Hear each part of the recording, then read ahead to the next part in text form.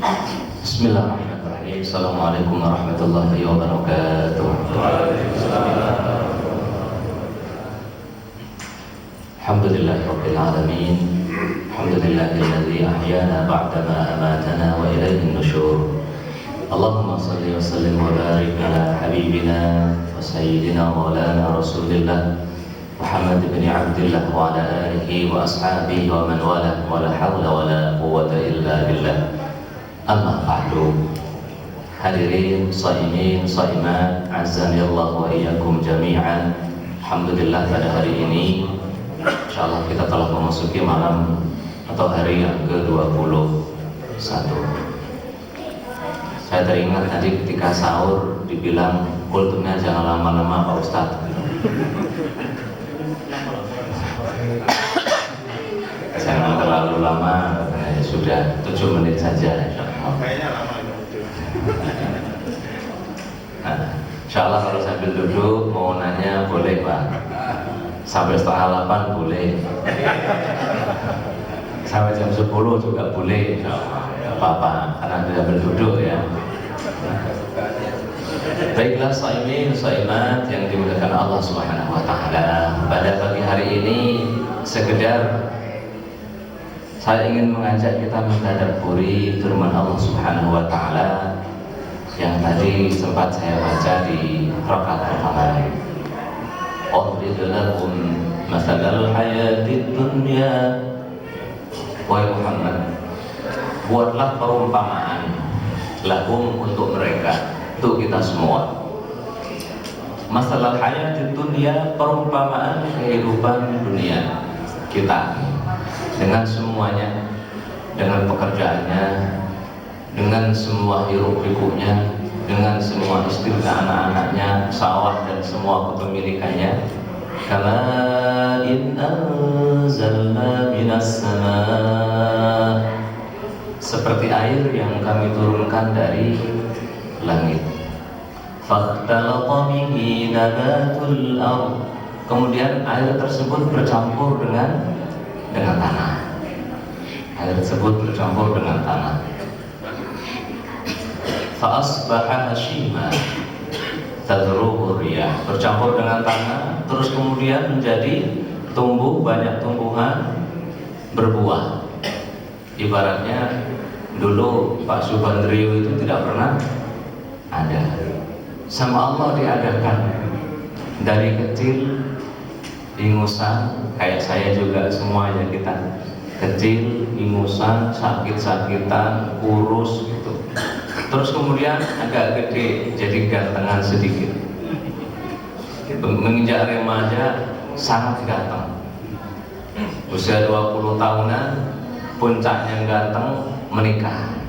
Baik kan? Sunnatullah.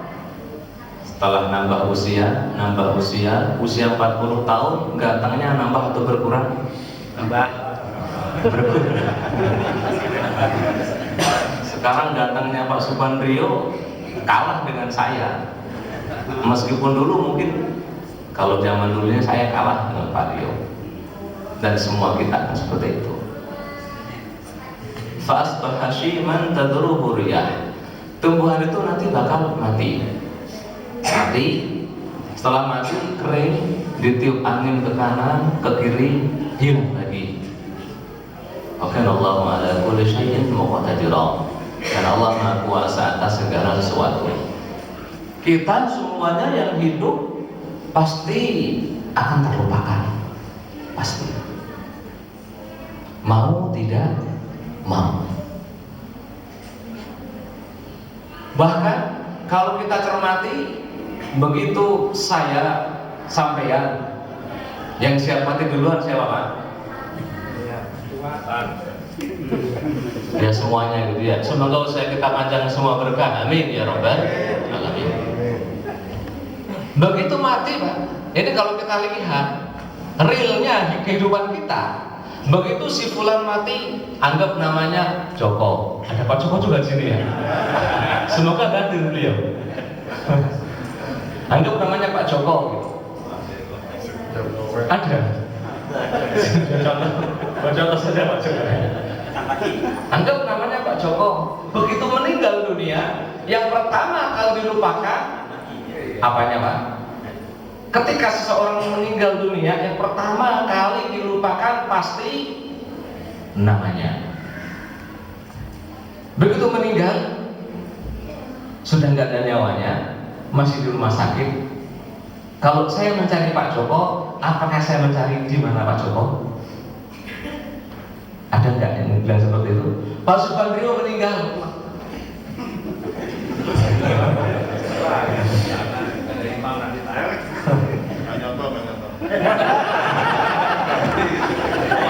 Ada Pak Nyoto meninggal. Pak Nyoto meninggal. Pak Ari mencari Pak Nyoto. Apakah nyari di mana Pak Nyoto? Pak Timbul. Ya semuanya bakal kebagian nanti. Satu-satu dah. Bisa semuanya. Begitu Pak Nyoto meninggal, kalau kita mencari, nggak akan ada yang mencari di mana Pak Nyoto. Enggak. Sebenarnya mencari di mana apanya? Hah? Mana sepedanya? Bukan sepedanya, Wak. Anggotaan gue sendiri. Yang pertama kali dicari adalah jenazahnya. Udah lupa dengan namanya. Bahkan yang paling kaya di Blok F dah, Pak Syarif lah ya. Ketika meninggal dunia dicari bukan di mana Pak Syarif, di mana jenazah Pak Syarif. Langsung dilupakan, baru meninggal. Bahkan istri kita, anak kita nyebut sudah jenazah, lupa dengan nama. Seindah-indahnya nama. Yang paling indah namanya siapa deh? Langsung yang dicari adalah di mana jenazahnya. Begitu disolati atau dimandiin, dikafani, ditaruh di dalam keranda. Enggak namanya, enggak jasadnya, lupa sudah. Diantar ke kuburan, semuanya bilang saya berjalan di depan keranda, di belakang keranda, di samping keranda, belakang ambulan, depan ambulan, samping ambulan, bareng ambulan. Padahal di situ ada jasad kita. Dilupakan. Padahal baru meninggal. Begitu dikubur, lupa semua. Sudah dilupakan. Orang nggak akan nyari di mana khazin, enggak. Di mana kuburan khazin. Di mana kuburan Pak Rizal? Kayak gitu, nggak nyari di mana Pak Rizal. Pak Lubis, di mana Pak Lubis? Enggak. Di mana kuburan Pak Lubis? Itu bukti bahwa semuanya pasti bakal dilupakan. Awalnya ada, sekarang kalau kita lihat di masjid, insya Allah akan ada selalu Pak Haji Lubis. Kita akan terkenal kalau sekarang gitu ya, dengan suaranya Pak Rio yang mendayu-dayu, menggebu-gebu gitu. Tapi itu meninggal, nggak ada lagi. Nama hilang, jasad hilang, tinggal. Bahkan dia punya juga biasanya almarhum. Bukan berarti kita mengatakan pasti dirahmati, itu maksudnya kita berharap semoga dirahmati oleh Allah Subhanahu wa ta'ala. Ini saksi khatul iman, shaimin, shaiman. Nah, uniknya di khatul iman, shaimin, shaiman, dalam ayat selanjutnya Allah menyebutkan al-malu wal-banuna zinatul hayatid dunya. Al-mal, duit, harta benda. Wal-banun, anak. Kata mufassirin di sini disebut anak laki-laki gitu. Ya, anak laki-laki memang menurut orang Arab itu lebih gitu daripada anak perempuan. Zinatul hayatid dunya, perhiasan dunia. Mengapa menjadi perhiasan dunia? Gini, karena kalau kita tadabburi, sebenarnya orang kalaupun tidak punya duit banyak, nggak punya tabungan berjuta-juta di bank, juga nggak punya saham di perusahaan mana, gaji juga nggak terlalu banyak. Bahkan kata Rasul, barang siapa di pagi hari bangun dalam kondisi sehat, kampungnya aman, dan punya makanan untuk 1 hari saja, maka dia telah memiliki dunia dengan semuanya. Ya, meskipun hidup sendiri, meskipun nggak punya istri, meskipun nggak punya anak, itu sudah memiliki dunia seisinya. Makanya dunia kalau cuma dilihat dari anak dan duit, kata Allah itu perhiasan saja. Tanpa menikah bisa hidup? Bisa. Dan banyak yang nggak menikah bisa hidup. Tanpa punya anak bisa bahagia? Bisa. Istri-istri Rasul itu banyak yang tidak punya anak dengan Rasul dan juga bahagia. Bisa. Banyak di antara kita mengharapkan lebih dengan anak, dari anak, berharap lebih dari anak. Kalau punya anak ada harapan ini, ada harapan itu, ada harapan ada harapan Tapi kata Allah, "Wallaqiyatus salihatu khairun 'inda rabbika thawaba." Wal baqiyat shalihat. Baqiyat itu amalan-amalan yang kekal. As-shalihat yang salih. Ahli tafsir berselisih pendapat. Ada yang mengatakan amalan kekal itu adalah sholat 5 waktu. Ada yang mengatakan tasbih. Ada yang mengatakan tahlil. Ada yang mengatakan takbir. Ada yang mengatakan kumpulan dari semuanya. Subhanallah walhamdulillah wa la ilaha illallah wallahu akbar. Itu katanya baqiyat shalihat, amalan kekal. Nah ini kata Allah lebih baik untuk diharapkan. Kita kalau punya anak kadang yang punya anak merasa bangga dengan yang tidak punya anak. Saya punya anak, kalau saya mati gitu ya. Kalau saya mati anak saya memberi syafaat, anak saya ngirim pahala, anak saya doain, saya berharap kepada anaknya. Iya, kalau doa anak kita diterima, berharap bisa diterima. Iya, kalau syafaatnya anak kita diridhoi oleh Allah Subhanahu wa taala. Kalau tidak, man dzalladzi yashfa'u 'indahu illa bi'idznih. Enggak ada yang dapat memberi syafaat di sisi Allah kecuali yang diizinkan Allah Subhanahu wa taala. Makanya dalam ayat ini yang berharap syafaat dari anak, ya boleh. Tapi baqiyatus shalihat yang menurut Ibnu Jarir At-Tabari, yang pasnya baqiyatus shalihat itu adalah semua amal baik selama diniatkan untuk Allah Subhanahu wa taala. Mau salat, zakat, puasa, haji, sedekah, iktikaf, baca Quran, silaturahim, mudik juga masuk kalau niatnya untuk nyambung silaturahim. Itu lebih baik pahalanya dan lebih bisa diharapkan di sisi Allah Subhanahu wa taala.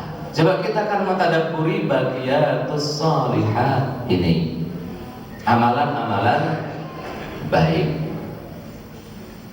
Gini kata lima, karena amalan baik itu lebih mudah, lebih bisa diharapkan di sisi Allah Subhanahu wa taala. Yang perlu disadari yang pertama adalah bahwa yang namanya beramal baik, dapat hidayah untuk beramal baik, dapat petunjuk untuk menjadi baik. Di samping itu adalah pilihan dari setiap manusia. Kita ditakdirkan untuk memilih jalan yang baik, jalan yang buruk. Kita ditakdirkan untuk tahu mana yang benar dan mana yang tidak benar. Kita juga ditakdirkan bisa milih sholat atau tidak sholat, mabuk atau sadar, ngerokok atau sehat. Kita ditakdirkan. Tapi jangan lupa bahwa di samping kita juga ditakdirkan untuk memilih, Allah Subhanahu wa taala juga memberi hidayah kepada siapapun yang Allah kehendaki. Makanya ketika kita tahu ada orang secara pemikiran mungkin dapat gelar doktor, profesor, Dunia pun kenal dengan semuanya gitu. Dengan kenal dengan beliau ini, dia undang seminar ke banyak negara, ke berbagai negara. Tapi ada yang tidak beriman. وَمَنْ لَمْ يَجْعَلِ اللَّهُ لَهُ نُورًا فَمَا لَهُ مِنْ نُورٍ. Kalau Allah baru berkehendak ngasih cahayanya kepada seseorang yang dia kehendaki, dia nggak dapat cahaya. Masya Allah.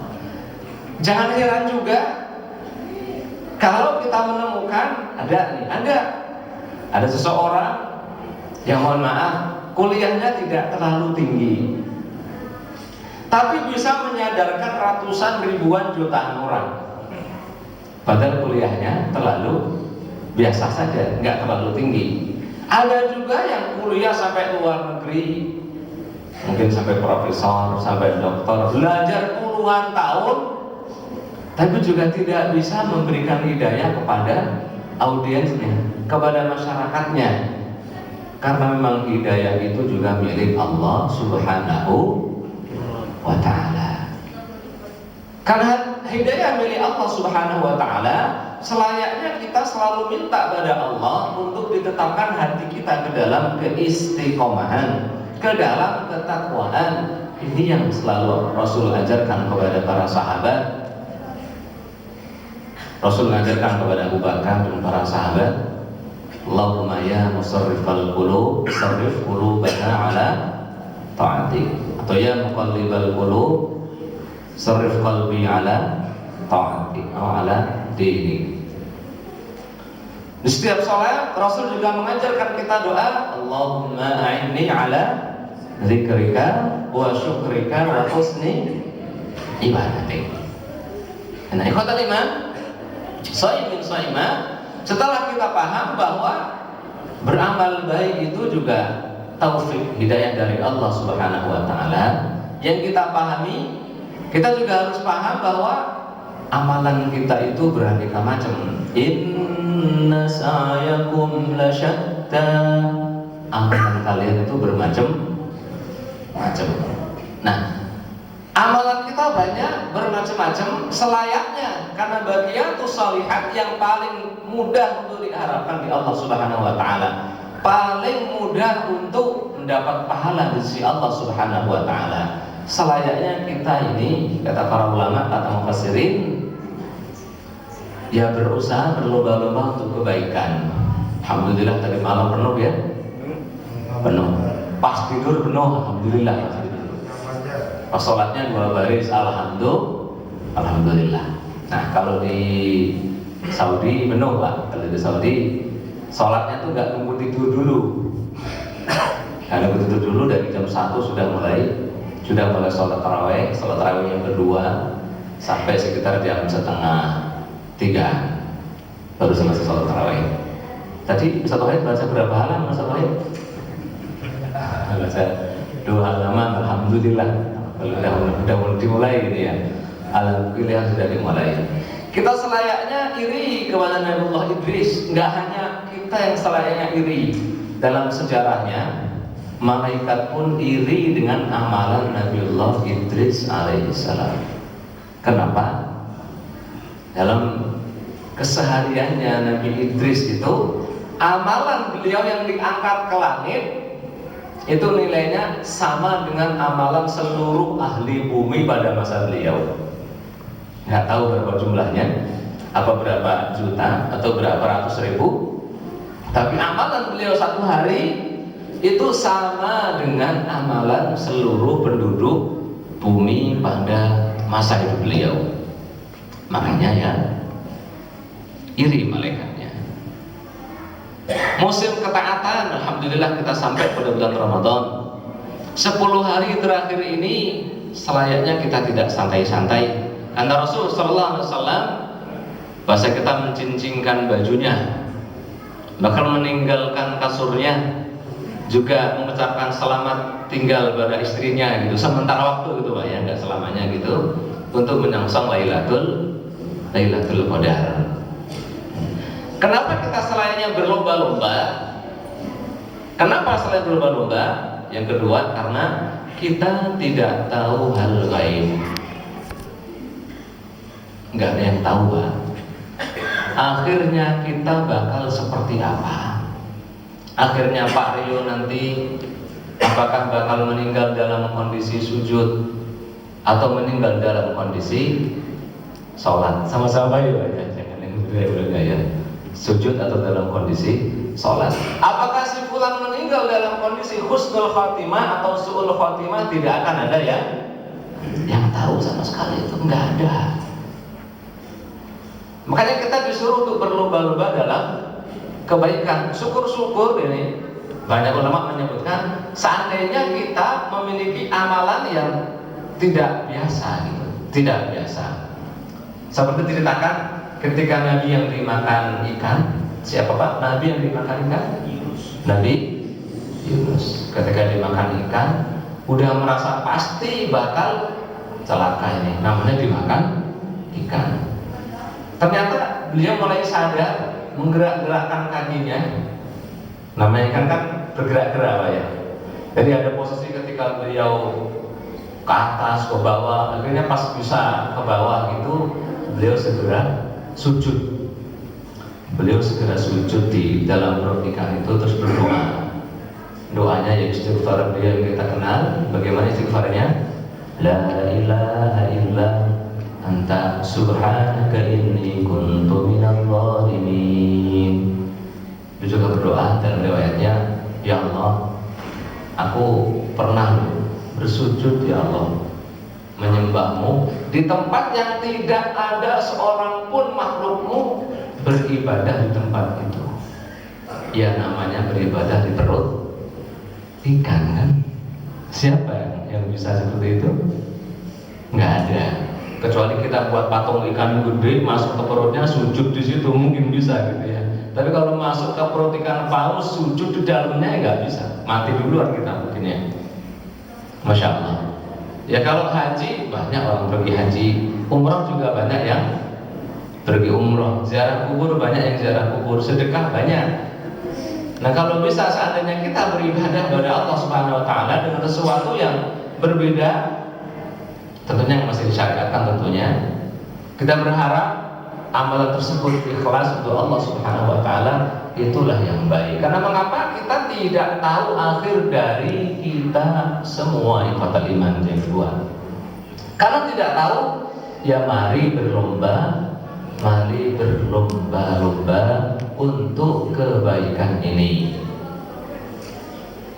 Kata Ali bin Abi Thalib, innallaha khabba asnaini fi isnain.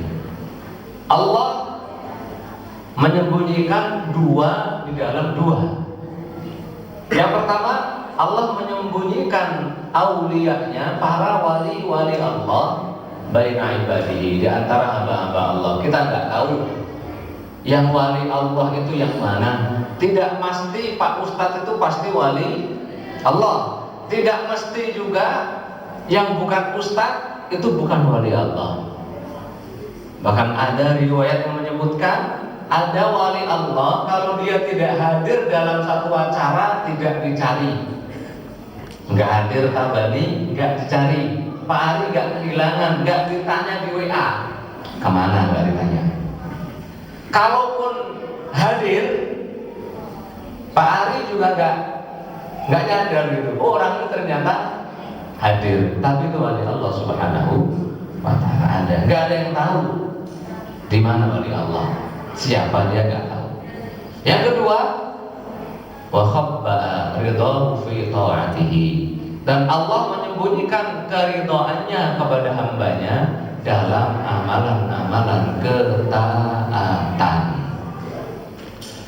Nah, ikhwan akhwati, shaimin shaimah, ketaatan mana yang bakal diterima Allah dari kita?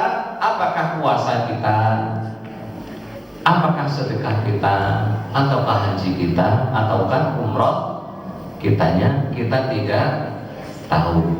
Bahkan kata Rasul, la tahqiranna minal ma'rufi syai'an. Jangan kalian menyepelekan perbuatan baik meskipun sangat kecil. Karena kita tidak tahu perbuatan baik yang mana yang bakal terima Allah Subhanahu wa ta'ala.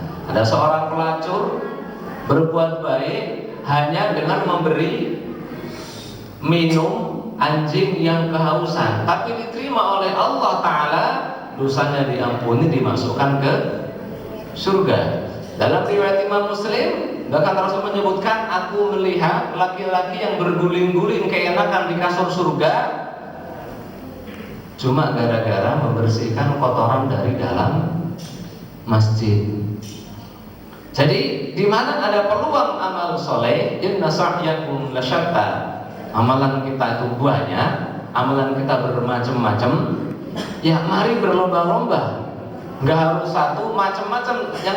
Yang penting ada pintu kebaikan, ada peluang untuk melaksanakan amal kebaikan. Mari berlomba-lomba. Meskipun juga mohon maaf, sekedar hanya bersiwak. Tahu bersiwak Pak ya? Apa tahu bersiwak ya? Kata Rasul, siwak itu menyucikan diri dan menjadi penyebab ridhonya Allah Subhanahu wa ta'ala. Kalau di Arab hampir semua sakunya sini ada siwaknya gitu. Kalau kita memang jarang ya, jarang. Kalau di sana hampir semuanya ada siwaknya. Nggak tahu di mana yang diterima oleh Allah Subhanahu wa ta'ala. Itu mungkin yang bisa menjadi renungan di pagi hari ini. Sudah berapa menit Pak Ari? 5 menit. Alhamdulillah, sudah 25 menit.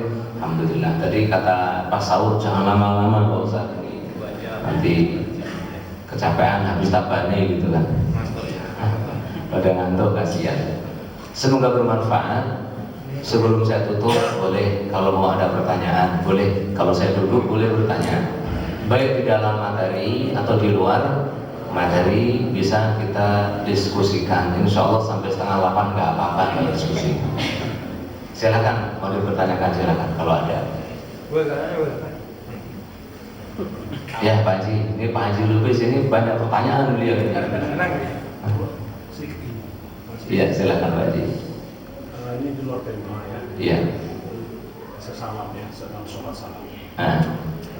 Yang lebih lebih soheh ataupun lebih abdol ya. Kalau saya lihat ada tiga kondisi, tiga cara. Pertama bacanya sama, Assalamualaikum warahmatullahi wabarakatuh. Assalamualaikum warahmatullahi wabarakatuh. Yang kedua saya lihat Assalamualaikum warahmatullahi. Assalamualaikum warahmatullahi. Yang ketiga Assalamualaikum warahmatullahi. Assalamualaikum. Yang mana yang lebih secara dalil, secara nas yang lebih soheh sebenarnya? Salam ada yang pertama sifatnya kata Pak Haji, Assalamualaikum warahmatullahi wabarakatuh. Assalamualaikum warahmatullahi wabarakatuh. Ini menurut Ibnu Hajar Al-Asqalani hadisnya sahih. Yang kedua, Assalamualaikum warahmatullahi. Assalamualaikum warahmatullahi. Ini seluruh ulama sepakat hadisnya sahih. Yang ketiga, ada yang sekedar Assalamualaikum warahmatullahi. Giliran yang kedua, Assalamualaikum. Atau ada lagi tambahin cuma Assalamualaikum ke kanan terus Assalamualaikum ke kiri. Sama-sama sahih, sama-sama sah. Untuk Assalamualaikum itu aqallu ma yujzi'u minas salam. Minimalnya salam itu ya Assalamualaikum. Kalau cuma assalam kurang, nggak lengkap. Tapi kalau sudah Assalamualaikum itu sudah minimalnya dapat. Tapi mayoritas ulama pakainya Assalamualaikum warahmatullahi. Itu yang dipakai jumhur ulama. Nah tambahan warahmatullahi wabarakatuh itu hadisnya menurut Ibnu Hajar sanadnya sahih, bisa dipakai. Wallahu alam, tapi yang saya pakai, yang saya kuatkan selayaknya sama gitu ya. Maksudnya gini, kalau ke kanan Assalamualaikum warahmatullahi, kiri juga Assalamualaikum warahmatullahi. Kalau kanan Assalamualaikum warahmatullahi wabarakatuh, ke kiri juga Assalamualaikum warahmatullahi wabarakatuh. Seperti itu kurang lebih baca. Kalau sahihnya sama-sama sahih, sama-sama benar seperti itu. Allah alam. Paham Pak Haji ya? Alhamdulillah. Ada lagi silakan. Kalau enggak Pak Haji nanya lagi loh ini. Iya. Ayo bagi-bagi. Kameramen Pak Dianto enggak nanya.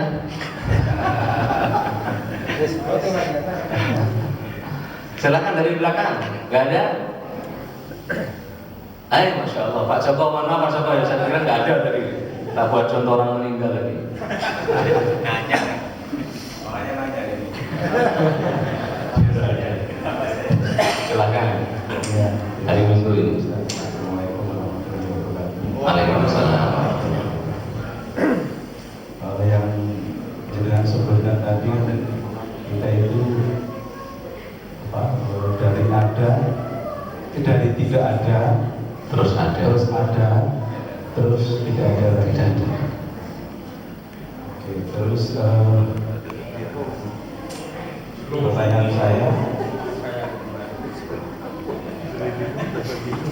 di WA itu kan dan umum ya Pak ya.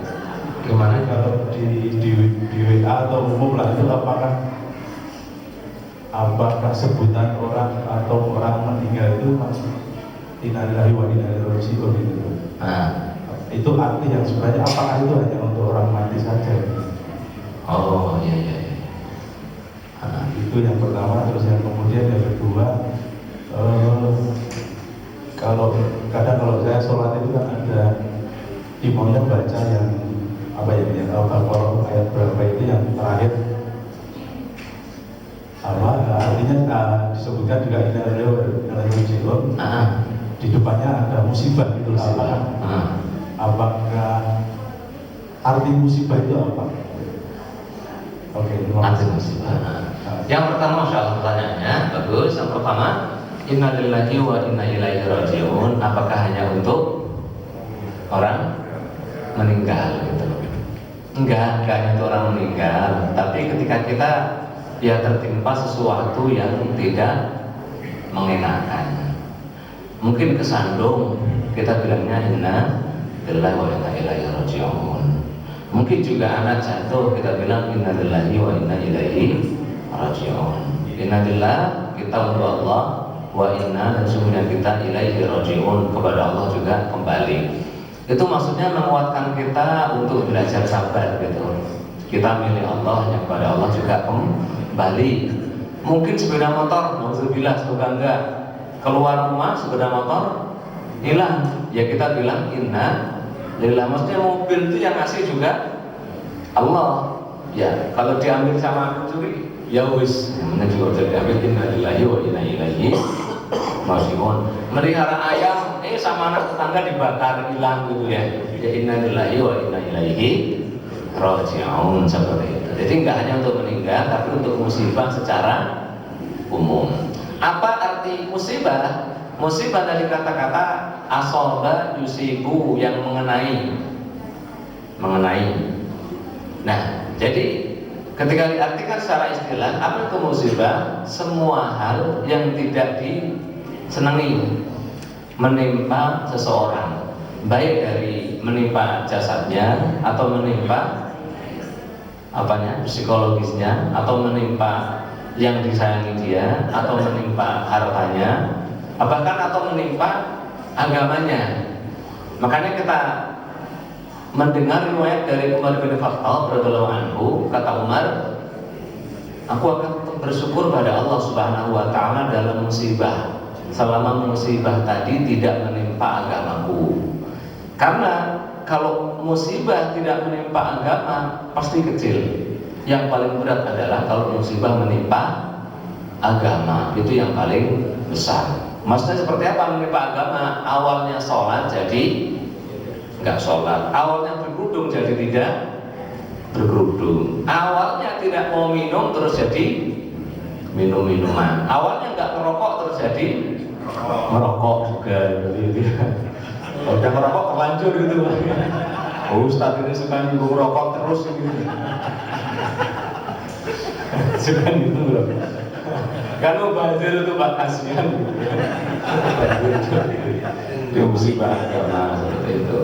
Awalnya orang baik jadi kagak baik, itu musibah dalam agama. Jadi musibah adalah semua hal yang tidak mengenakan menimpa kita, jasad kita, psikis kita, keluarga kita, harta kita, bahkan sampai ke agama.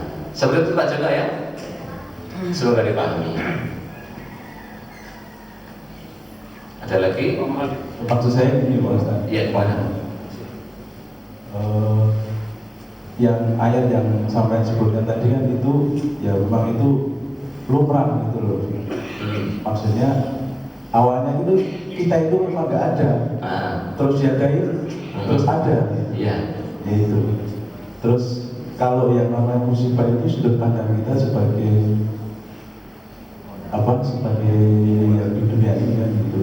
Artinya orang mati itu sesuatu yang lumrah. Lumrah maksudnya gitu. Gitu. Cip. Tapi kalau itu disebut musibah. Iya. Orang mati itu lumrah, kenapa kalau disebut musibah? Karena memang orang mati itu kan kita cintai gitu ya. Nah, karena sesuatu kita cintai diambil oleh Allah Subhanahu wa taala, otomatis hati kita bersedih gitu ya. Kalau yang kita cintai menghasilkan duit, otomatis sumber penghasilan juga berkurang. Seperti itu. Kalau yang kita cintai juga, seandainya mobil motor juga berkurang semua kalau hilang. Sama seperti manusia, kalau hilang juga kita akan bersedih. Nah, sedih inilah yang disebut dengan musibah. Karena bagian dari musibah, maka kita dianjurkan mengucapkan inna lillahi wa inna ilaihi raji'un. Meskipun sesuatu yang lumrah. Makanya orang-orang soleh sering mengatakan kalau ada orang menangisi yang meninggal berlebihan, kamu menangisi kekasihmu, bapakmu, anakmu, istri, suamimu berlebihan, padahal malaikat juga sebentar lagi ngincer kamu gitu. Sekarang kamu menangis, bentar lagi kamu yang bakal masuk ke dalam kerangka. Seperti itu kan tidak boleh berlebihan. Kalau sedih ya sekedar sedih. Rasul bahkan menangis ketika ditinggal mati oleh anak dia yang namanya Ibrahim. Sahabat heran, engkau menangis ya Rasul? Kata Rasul, sesungguhnya mata bersedih. Mata yang menangis, hati juga bersedih. Tapi kita tidak mengucapkan kecuali yang diridhai Allah Subhanahu wa taala. Jadi memang meninggal itu sesuatu yang lumrah, tapi yang itu memang membuat kita sedih, kita terluka, makanya masuk bagian daripada musibah. Wa nabluwannakum bisyai'in minal khawfi wal ju'i wa naqsin minal amwali wal anfusi was thamarat. Seperti itu. Kira-kira baca ya. Silakan ada lagi. Ya, Assalamualaikum warahmatullahi wabarakatuh. Waalaikumsalam. Ya. Ustaz, kita sering mendengarkan ceramah dari Ustaz bahwa contohnya seperti pelacur yang memberikan minuman kepada anjing saja Allah ampuni sampai dia masuk surga. Yang kedua, contoh tadi yang seorang yang masuk surga gara-gara membersihkan kotoran anjing. Pertanyaannya, apakah dosa-dosa mereka yang berdua itu tadi tidak diperhitungkan, jadi maksudnya diampuni langsung dia masuk surga. Kemudian juga ada yang barang siapa yang akhir hayatnya mengucapkan la ilaha illallah pasti masuk surga. Ini pertanyaannya bagi kita, apakah dosa-dosanya tidak diperhitungkan, apakah dia nantinya tetap akan masuk surga? Makasih. Tidak, saya tidak kenal Mas. Namanya Pak Mahali beliau. Orang blok apa ya? Saya blok B ya? Blok B. Beliau ini cocoknya nanya Ustaz Al-Qasim nih. Yang Ustaz Al-Qasim baru ada mana Ustaz Al-Qasim? Ada? Oh enggak ada. Lagi ngisi tempat lain. Baik. Jadi ada contoh pelacur ngasih minum anjing diampuni, bersihkan kotoran di masjid masuk surga. Bukankah juga punya dosa? Iya. Gak ada manusia yang gak punya dosa. Tapi Allah juga punya kehendak. Surga neraka itu kehendak Allah Subhanahu wa taala. Sebesar apapun dosa seseorang, selama dia tidak musyrik, Pak ya. Selama tidak musyrik, dia juga punya kebaikan. Allah punya hak untuk mengampuni. Rahmat Allah itu mendahului murkanya, lebih luas daripada murkanya. Suatu ketika dalam peperangan ada seorang ibu-ibu yang mencari anaknya nangis ibu-ibu cari anaknya masih bayi. Ketika ketemu anaknya juga nangis, ibunya juga nangis, histeris, ketemu langsung disusui di tempat umum. Dan itu aib untuk orang Arab, Pak. Menyusui tempat umum itu aib. Tapi saking sayangnya dengan anaknya disusui di tempat umum. Kata Rasul Shallallahu Alaihi Wasallam, kira-kira ibu ini tega nggak ngelemparin anaknya ke neraka, ke api? Apa jawaban sahabat? Enggak. Kata Rasul, ketahuilah sesungguhnya Allah itu lebih sayang kepada kalian orang-orang beriman melebihi sayangnya ibu ini kepada anaknya gitu. Ya cuma terus bukan berarti udah saya beriman gak beramal, gak bisa juga seperti itu.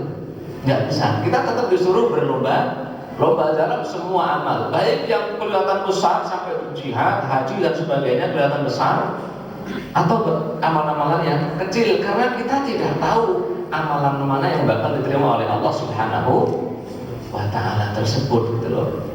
Nah terus dosanya tadi gimana? Ya Allah punya kehendak untuk mengampuni. Kalau retorikanya dalam banyak riwayat disebutkan amalan yang baik, amalan yang buruk itu bakal ditimbang. Kalau amalan baiknya lebih berat, berarti masuk surga. Karena kalau amalan baiknya banyak, berarti dosanya terhapus, seperti itu, lebih banyak. Kalau amalan buruknya yang lebih banyak, itu retorikanya kalau secara adilnya masuk neraka dulu baru masuk surga. Tapi di sini ada syafaat Rasul, ada. Rasul bisa memberi syafaat.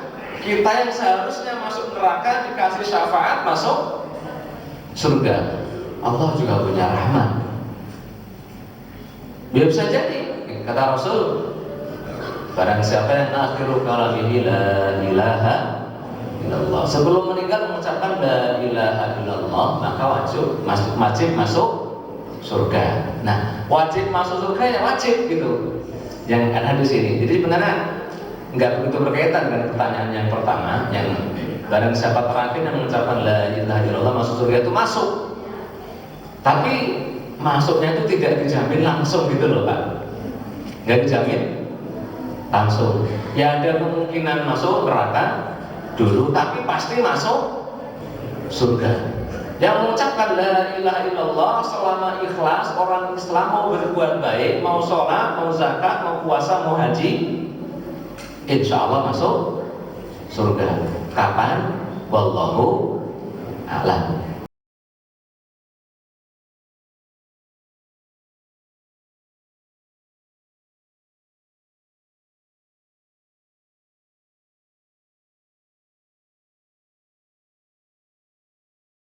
Melalui neraka juga.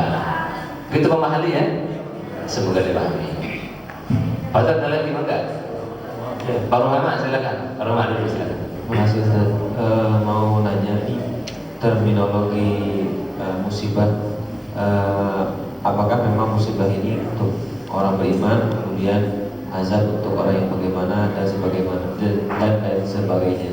Apakah demikian? Terima kasih. Baik. Musibah apakah hanya untuk orang beriman, sedangkan untuk orang yang tidak beriman disebut sebagai adab, atau bahkan juga mungkin sebagai istidrak dan sebagainya? Setahu saya di perkataan ulama yang seperti itu. Untuk orang-orang beriman disebut sebagai musibah.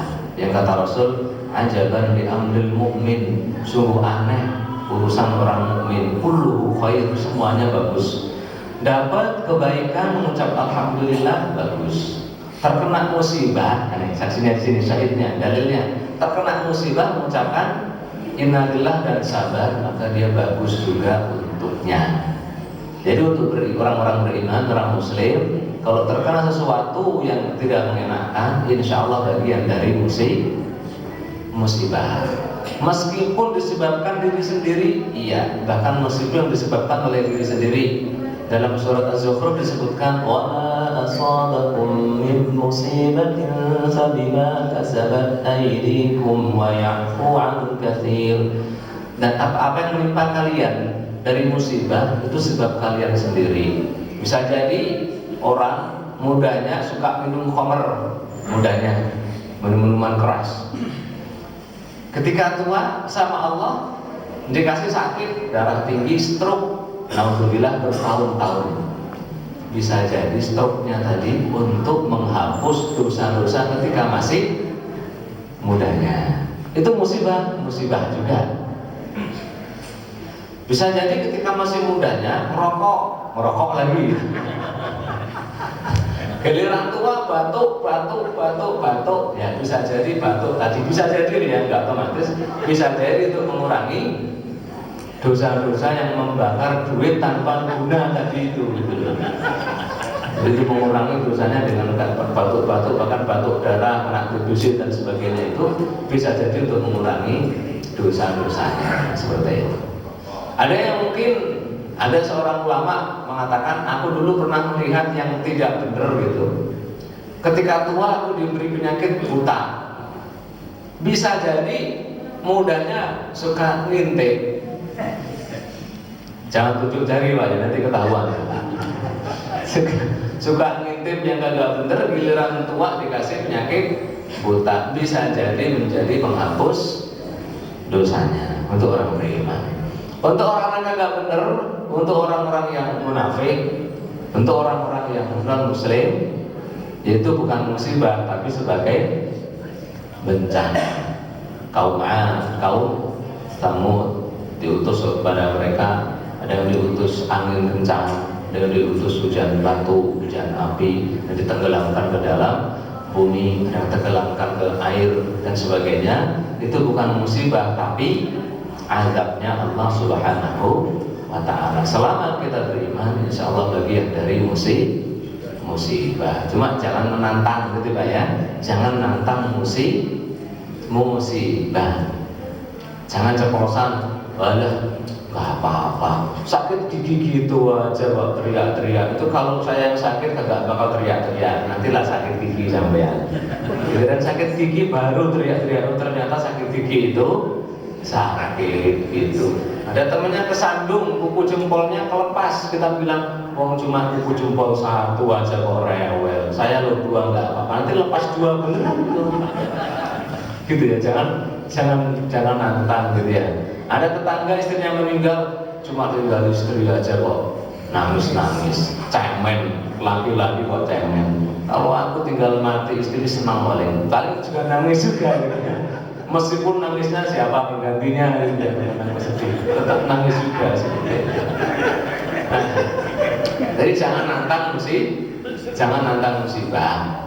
Bahasanya Nabi Yusuf pernah digoda oleh perempuan tuh, kalau nggak mau dipenjara kata perempuannya. Kata Nabi Yusuf, oh taruh di sini, saya lebih pilih penjara. Karena pilih penjara yang masuk penjara. Jadi kalau bisa ngomongnya dijaga. Ada tetangga nakal, itu anak sapi apa kuda sih itu. Kalau anak kuda tak tendang, nanti anak sampai lah nakal juga itu. Coba saja. Kalau nggak percaya coba saja. Coba saja. Saya kenal. Meskipun sampai sekarang dia masih hidup orangnya. Suka ngecek tetangganya. Kowe lo, ireng gitu. Kamu tuh orang kok hitam sekali itu. Apa ngecek perempuan, kamu tuh kok hitam? Bener gitu. Punya istri lebih hitam daripada yang dia aja. Mungkin juga sampai yang punya istri jelek dulu suka jelek-jelekin tetangga juga. Bisa jadi. Akhirnya dapat istri jelek juga seperti itu. Bukawati. Ada orang merongos, kita bilang merongos, nanti punya anak merongos juga, bisa jadi. Allah, jadi jangan nantang musibah. Gitu Pak ya. Allah alam sahab. Pak, Subandrio silakan. Assalamualaikum warahmatullahi wabarakatuh. Waalaikumsalam. Kebetulan di 10 hari terakhir Ustaz. Iya. Bagaimana itikaf yang dicontohkan oleh Rasulullah SAW? Apakah kita masih bisa beraktivitas? Maksudnya mungkin masih ada pekerjaan kerja kurang lebih itu termasuk sudah dibolehkan.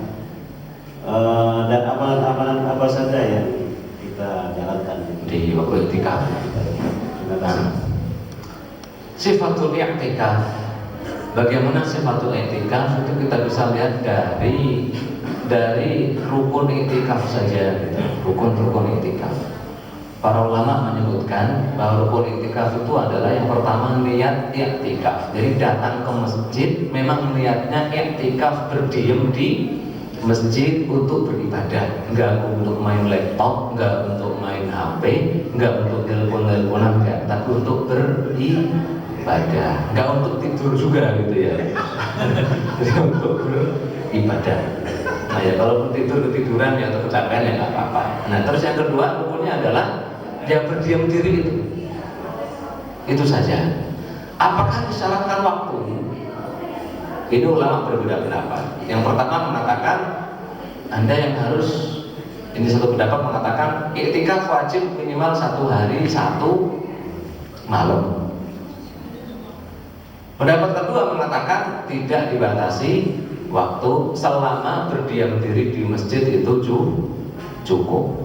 Itu secara umum. Jadi kalau sifat i'tikaf secara umum, saya pilih pendapat yang mengatakan yang penting niat dan berdiam diri di masjid meskipun cuma 1 jam, 2 jam, 3 jam sudah dianggap sebagai i'tikaf. Karena Umar bin Khattab dalam hadis sahih pernah bernadar untuk i'tikaf cuma semalam. Kalau Rasulullah penuhi nadarmu, jadi nggak harus 1 hari 1 malam. Boleh i'tikaf cuma malam saja, boleh. Separuh malam datang jam 12 juga boleh. Datang jam 3 sampai subuh juga sudah dianggap sebagai i'tikaf, seperti itu. Ini i'tikaf secara umum global. Hanya saja berbeda Pak Saiman, kalau kita bernazar untuk i'tikaf dan bilangan harinya kita sebutkan, itu beda hukumnya. Contohnya Pak Subandrio bilang kalau saya bisa nikah lagi saya i'tikaf 10 hari.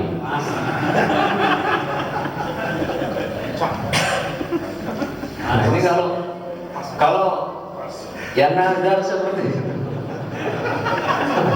Kalau nazar seperti itu ya wajib dilaksanakan 10 hari. 10 hari 10 malam dan tidak boleh keluar, kecuali keluarnya untuk hal-hal yang benar-benar urgent, benar-benar penting gitu. Di masjid kamar mandinya penuh, sudah kebelet, ya nggak apa-apa, siapa yang penting untuk qada'ul hajat saja. Atau di masjid sahurannya kagak ada, iftar kagak ada, nggak apa-apa untuk sekedar cari iftar, sangat penting. Selainnya tidak boleh keluar.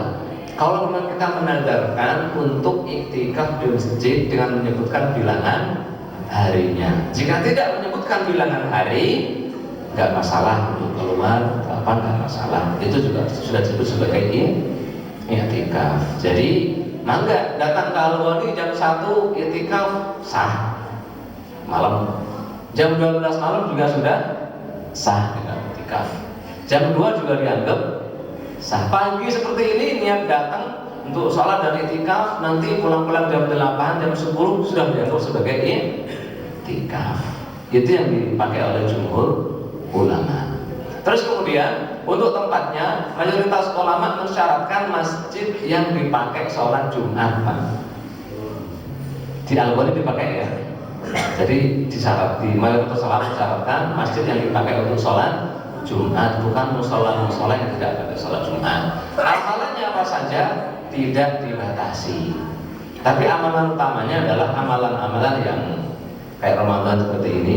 Ramadan bulan Quran, berarti membaca banyak Quran, qiyamul lail juga, sedekah juga, mungkin ada taklim juga, ikut taklim, itu bagian daripada amalan i'tikaf. Jadi kalau bisa Pak i'tikaf jangan terpaku dengan sholatnya imam. Wah imamnya sholatnya jam 3, nanti qiyamul lailnya nunggu imam. Kalau bisa jangan nunggu imam.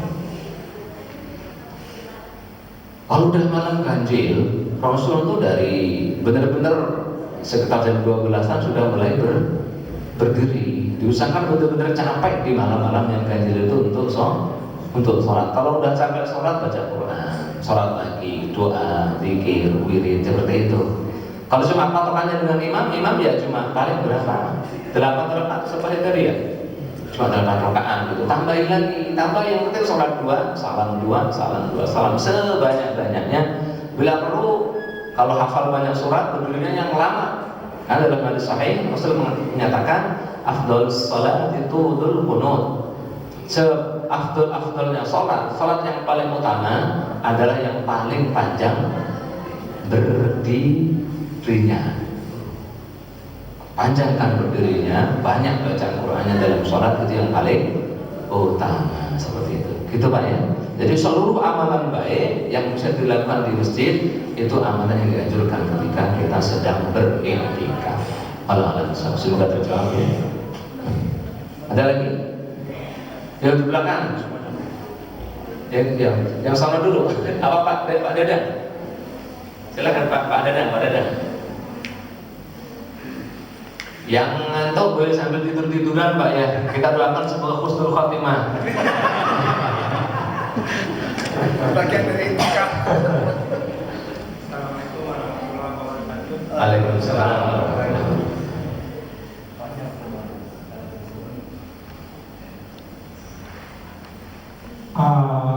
Kita kan mendekati 10 hari terakhir Ustaz. Sudah masuk bahkan. Oh iya, sudah masuk. Kita ini berharap ada malam Lailatul Qadar ya. Kita semua juga mudah-mudahan Lailatul Qadar itu ada impact kita gitu Ustaz. Yang saya tanyakan, kira-kira syarat apa untuk menghasilkan malam Lailatul Qadar? Yang kedua, untuk mengejar maksudnya? Ya, untuk mengejar malam Lailatul Qadar ya Pak. Yang kedua, kira-kira hasil ada ciri-ciri karakter yang ada impact ketika dia mendapatkan malam Lailatul Qadar Ustaz. Iya. Oke, kira-kira. Assalamualaikum warahmatullahi wabarakatuh. Waalaikumsalam warahmatullahi wabarakatuh. Saran apa agar kita mudah mendapatkan atau melalui juga menemukan malam Lailatul Qadar? Insya Allah, kalau kita mau umroh i'tikaf di Masjid Al-Haram atau Masjid An-Nabawi, itu aja an yahsul, itu lebih berharap, lebih mudah berharapnya gitu dapat Lailatul Qadar. Karena kita kan mendapati orang-orang di sana tuh semangat ibadahnya sangat beda gitu ya. Kita akan temukan untuk sholat subuh jam 3 saja itu sudah ditutup. Lantai bawah tuh biasa jam 3 subuh sudah ditutup gitu. Sudah harus masuk lantai keduanya atau ketiganya. Jadi ketika teman-temannya juga semangat untuk meraih Lailatul Qadar, biasanya juga kita semangat. Atau kalau tidak iktikaf di Haramain, ya kita iktikaf di masjid-masjid yang ada iktikafnya. Ini insya Allah lebih mudah bagi kita untuk menemui Lailatul Qadarnya. Karena di masjid tersebut kita akan terpancing, termotivasi oleh teman-teman yang lain. Teman-teman lainnya juga baca Quran, ada taklimnya juga pada sholat, pada berbuat baik, ada yang bersedekah, ada iftar shaimin, ada bakti sosial, ada apa semuanya. Itu kita akan terpacu seperti itu. Walau alam itu mungkin ya. Terus apalagi sarannya ya, kalau kita tidak bisa iktikaf, ya bagaimana dalam malam-malam yang ganjil itu kita berbuat baik sebisa kita. Punya makanan dibagi ke tetangga malam-malam tersebut. Ada yang puasa, kita ajak berbuka puasa. Mungkin kita mau ngasih saudara, saudari, tetangga, anak yatim, diusahakan juga pas malam-malam ganjil tersebut gitu. Itu lebih mempermudah kita berharap untuk mendapat Lailatul Qadarnya gitu. Nah, yang lainnya juga diusahakan ditambahi ketika malam ganjil tersebut. Yang kira-kira istrinya masih dalam tanda petik cantik gitu ya. Kalau istri saya udah gak cantik, semua udah muda gitu ya. Kalau istrinya kira-kira masih cantik, ya malam-malam ganjil tersebut diusahakan ya kita tidak berhubungan dengan tersebut gitu. Ditinggalkan dulu, kita untuk yang mulai baca Quran dan sebagainya. Ada nggak ciri-ciri yang kedua? Ada nggak ciri-ciri orang yang dapat Lailatul Qadar itu seperti apa? Wallahu a'lam, Pak. Wallahu a'lam. Saya sendiri belum tahu gitu.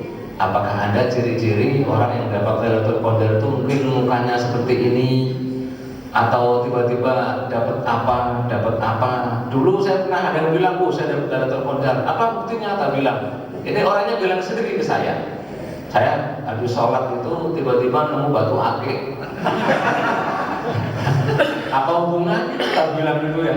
Apa hubungannya gitu loh? Habis sholat nemu batu akik terus dapat Lailatul Qadar, itu nggak ada hubungannya. Gitu. Saya belum pernah tahu bahwa ada riwayat menyebutkan kalau orang dapat Lailatul Qadar itu berarti seperti ini gitu. Cuma riwayatnya Rasul menyebutkan Lailatul Qadar itu malamnya, kalau malam Lailatul Qadar nanti paginya, pagi-pagi tiba-tiba langit cerah sekali, matahari terbit seolah nggak ada cahayanya, cerah, nggak ada panasnya sampai jam berapa, jam tujuan tuh kayak nggak ada panasnya, terang tapi nggak ada panasnya, terang saja nggak ada panasnya. Nah itu berarti mungkin bisa kita lihat ciri-ciri, oh alhamdulillah semalam saya qiyamul lail, semoga diterima dan dapat Lailatul Qadar.